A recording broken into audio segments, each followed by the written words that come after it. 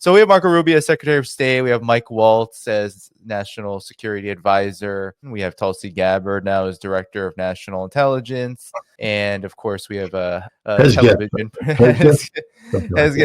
He is the Secretary of Defense. The UN ambassador for the United States will be Stefanik. And all of these folks have a common thread to them. There's a deep Iran and China thread here in terms of hawkishness. And of course, this will have implications for the Ukraine conflict. We can't necessarily believe that Trump can or even wants to come to a legitimate settlement to this conflict. So, Scott, what do you expect here? What is your reaction to all of these picks and their importance to what's to come? Again, I do what I do, the foundational framework that we have to put in place here.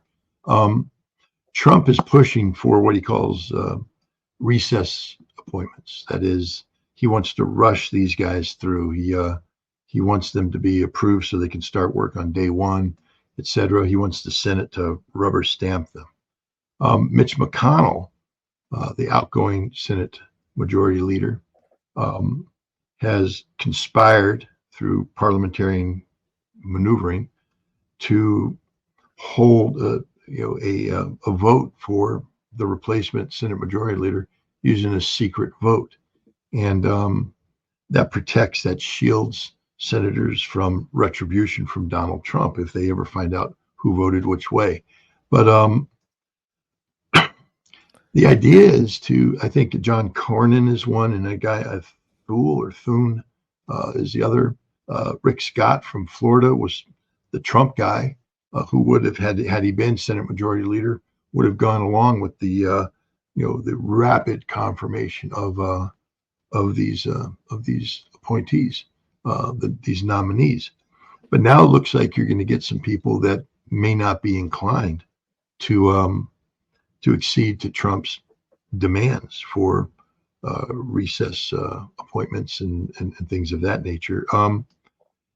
And if that's the case, that means that there could be senatorial pushback against some of the more extreme Trump nominees. For instance, the Secretary of Defense. There's just widespread dismay over this choice. They don't believe that he's a serious candidate. They don't believe that he has what it takes to be Secretary of Defense. Matt Gaetz as Attorney General. I think it's funny as hell. And I'm somebody who, if Matt Gaetz became Attorney General, I'd begin to have confidence that Trump was going to take down the Department of Justice and the FBI. But the Senate may not confirm him because it is an outlandish nomination. The Senate may not confirm Hesketh as Secretary of Defense. Tulsi Gabbard, I'm actually pleased with her nomination as Director of National Intelligence. I think she has integrity. I know there's going to be people out there. She's a Zionist. She's the worst thing in the world. They're all Zionists. Let's just say that straight up. There's not a single person appointed in the Trump administration who isn't rabidly pro-Israel. All right. So we accept that. It's not a good thing, but we just have to accept that as the reality of a Trump administration. He was never going to bring in somebody who was a free Palestine person. It just wasn't going to happen. So for all you haters out there, Tulsi Gabbard sucks because she did this. Yeah, but she's also one of the few people that has said maybe it's important to talk to Bashar al-Assad. Maybe it's important to talk to Vladimir Putin. Maybe it's important for us to, follow through with the promise made by John F. Kennedy in his American University address in April of 1963, where he said we need to walk in the shoes of our adversaries. We need to see the world from their perspective so that we understand where they're coming from, and maybe we can come up with a way to live together in peace and harmony. I think the fact that Tulsi Gabbard is willing to, listen to the point of view of people that the United States views as adversaries, the people that the United States government is actively trying to overthrow, that she's willing to listen to them, shows a maturity of mindset that would play well when you're considering the threats that in the prioritization of the threats that America faces. So I think she's a very good nominee. Marco Rubio, look, he's a Zionist pet project. Miriam Adelson's $100 million, I believe, had a little flyer attached to it because Yes. Rubio was basically the project of her husband. Her husband's been grooming Rubio forever to become a senator and to move into bigger and better positions. And I honestly believe that one of the sweet nothings she whispered into Trump's ears as she slid that $100 million check into his pocket was, you have to do something with Marco Rubio.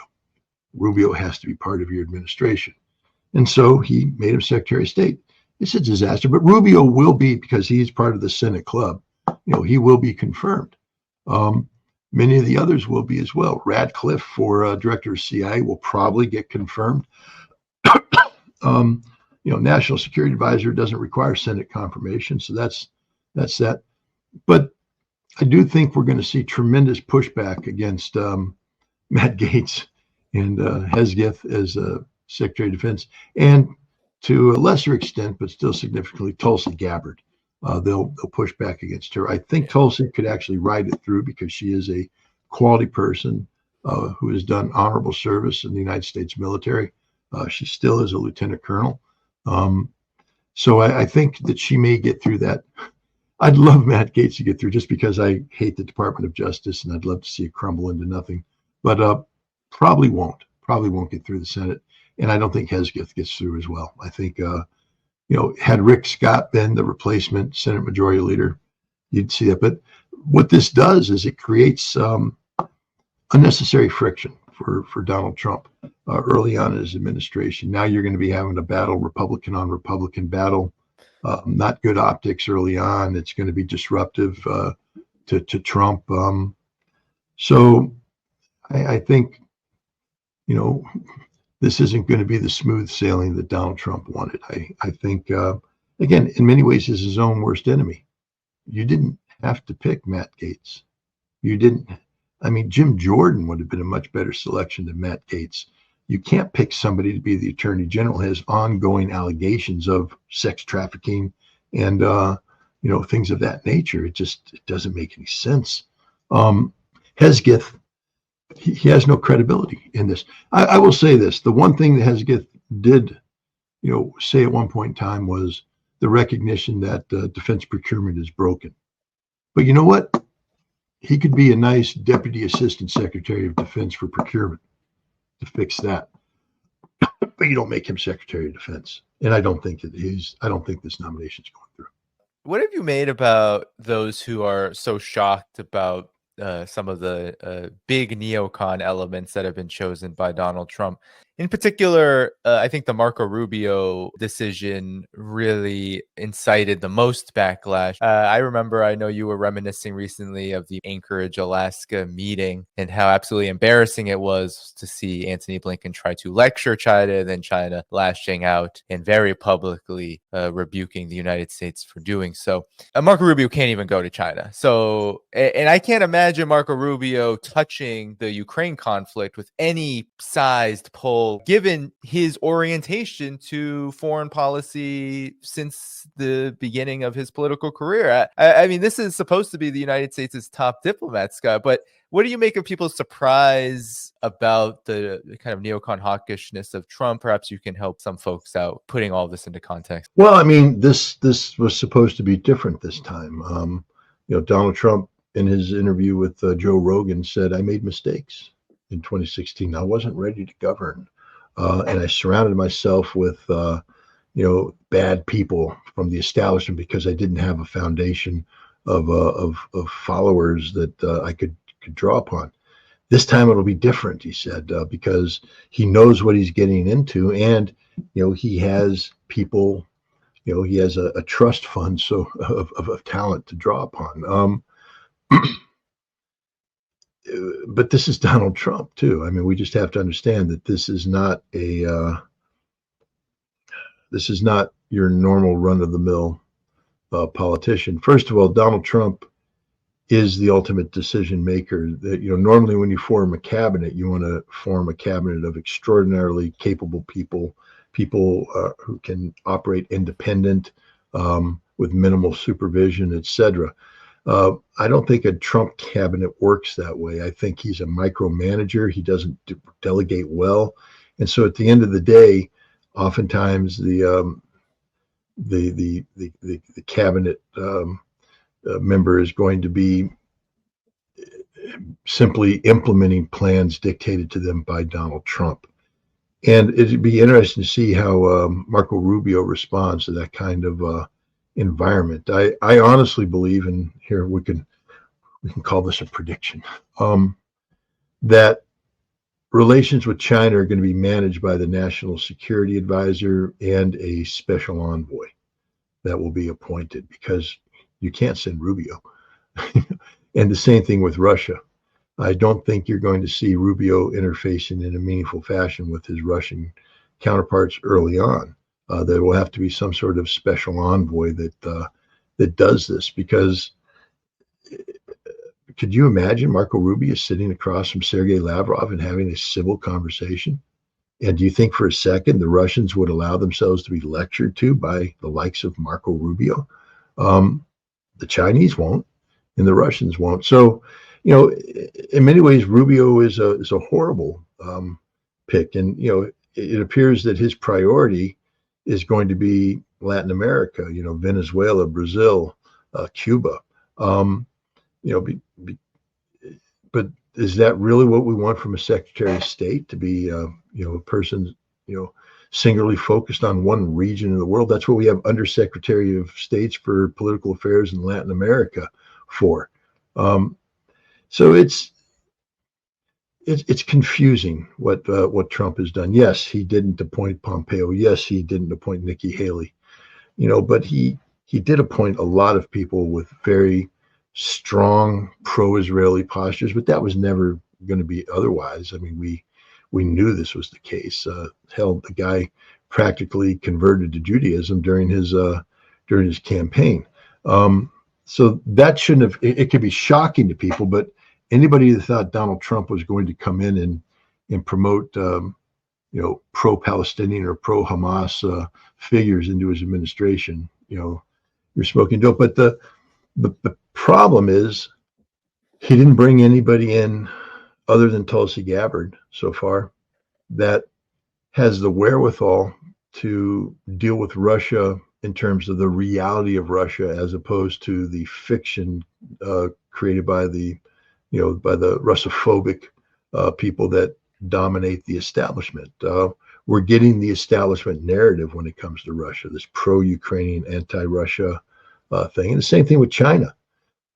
We don't have people that are advising the president who are experts on China, who can, speak about, all the nuances of China, etc. Instead, we have Sinophobes, people in there just they hate China and they are seeking confrontation with China. And so from the Chinese and the Russian perspectives, how do you deal with these idiots? And I'm just afraid that at a time when we need very focused, sane diplomatic interactions, we're just going to get more of the same. We're going to get more prejudice. I mean, it's frustrating for me. I spent, the better part of a year trying to travel back and forth into Russia, learning about Russia, to bring it out, to try and defeat Russophobia. And I believe, even though I would have liked to see more of Russia, what I saw was sufficient enough to convince me that Russia poses no threat to the United States. But voices like mine will never be heard inside the Trump administration, because they've closed out all that, just like they've closed out any possibility of rationally addressing the Palestinian issue by denying the pro-Palestinian, pro-Hamas people a voice. This Trump administration is going to do the same with both Russia and China, denying voices of sanity the opportunity to be heard within the inner sanctum of the White House decision making. And this means that we just get the same old pattern of behavior with Russia, which is bad if you're Donald Trump and you truly want to promote peace, because this will just lead to a situation where we have no choice but to, seek peace through strength, to posture ourselves strongly, and then have our bluff called forcing the military to step forward, and the military doesn't back down. And so now we're into this conflict that didn't need to be fought, and we can't win except for using nuclear weapons, and boom, the world comes to an end. There's a price to be paid for incompetence. And unfortunately, right now, much of the Trump team that's been assembled is incompetent. I think what's interesting about this incoming Trump administration versus the last one is that now Donald Trump is inheriting some, rather than forever wars that might have been going on for actually quite a long time. Now Donald Trump is inheriting, we can't call them fresh wars because the Ukraine conflict is several years old. Of course, what's happening in Gaza and West Asia is now over a year.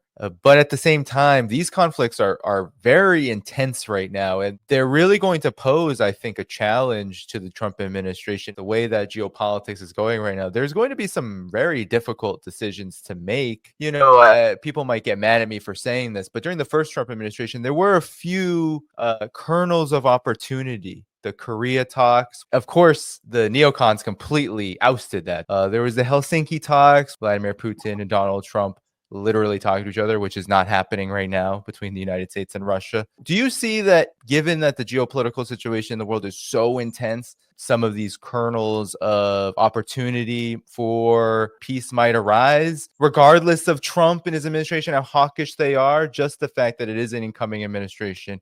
Well, I think that, again, sorry to do this to you, but foundational principles before we move on into specific answers. The world today is a far different world than the world that existed during the first Trump administration. And the primary difference is what's happened with Russia, China, India, the global South, coalescing into this new consensus-driven multilateral organization called BRICS. Yes, BRICS existed during the first Trump administration, but it wasn't a mature organization. It wasn't looking to expand. It was just sort of a consultative club. But because of the consequences of the Russian decision to initiate their special military operation to invade Ukraine in 2022, and the sanctioning of Russia, and the fact that Russia was able to use its considerable diplomatic skills and to craft a family of nations that weren't going to cooperate with sanctions, enabling Russia not only to survive but to thrive economically. Before Russia went into Ukraine, they did so, I think, on February 24th. On February 4th, Vladimir Putin flew to Beijing to meet with Xi Jinping on the eve of the Beijing Winter Olympics. And they released a joint 5,000 plus word statement that was, in effect, a declaration of war against the rules-based international order, against American hegemony. They said that that time is over, finished. And this is before the war even began. This was Russia and China reacting to the arrogance of the West and trying to dictate solutions by threatening sanctions against Russia. At that time, I think in the statement, the Russians and the Chinese talked about, three different venues that could be explored to offset the influence of the G7, of NATO, etc. They mentioned BRICS, but they also mentioned the Shanghai Cooperation Organization. They mentioned the G20. All three of these were seen to be mature things. BRICS, did not stand out by itself, but a couple things happened. China had chairmanship of the BRICS forum in 2022, and at that forum, Russia began to push the notion of expansion of BRICS and of a singular currency. They weren't able to do the singular currency, but they took it under consideration. In 2023, in South Africa, which hosted the BRICS forum. They expanded BRICS from the 5 core members. They brought in originally 6 were invited. Argentina dropped out. Saudi Arabia hasn't totally committed, but Ethiopia, Egypt, United Arab Emirates, and Iran are now, were invited as permanent members, bringing the membership up to 9. And then this time in 2024, Russia basically brought BRICS into maturity. They had over 200 ministerial meetings in the lead up to the Kazan summit in October. These are meetings between leaders, foreign ministers, economic ministers, where they began to institutionalize BRICS, to turn it from this casual club into a formal institution able to compete toe-to-toe with the G7, etc. And in doing so, the Russians and the Chinese said BRICS is the leading forum over Shanghai Cooperation Organization and G20. BRICS is the most important. BRICS didn't exist in the first Trump administration. Didn't exist at all. This is the new reality that that Trump's going to have to deal with, because when Trump was first president and first time in 2016, 2017, he was sort of, what was that old commercial when so-and-so speaks, everybody listens? It was like a financial, E.F. Hutton. When E.F. Hutton speaks, everybody listens. And so that was the first Trump administration. When Donald Trump speaks, everybody listens. But now we're at the point where when Donald Trump speaks, nobody gives a damn. The world has changed. You see, when the United States postures itself in an adversarial role for a long period of time and implements policies such as, punitive sanctioning, theft of sovereign wealth funds, things of that nature, the world adapts and basically isolates itself from the countries and the policies that bring harm to them. And that's what BRICS has done. BRICS has created an alternative universe that can exist without the United States. So when Trump comes in and starts posturing and saying, I'm Donald Trump, I'm the United States, I matter, more often than not, he's going to be in an empty room screaming to himself, because the Russians aren't going to come in there and talk to him under those circumstances. The Chinese aren't. Now, the question is Donald Trump smart enough to realize this? I think the answer is yes. I don't think he's a stupid man. And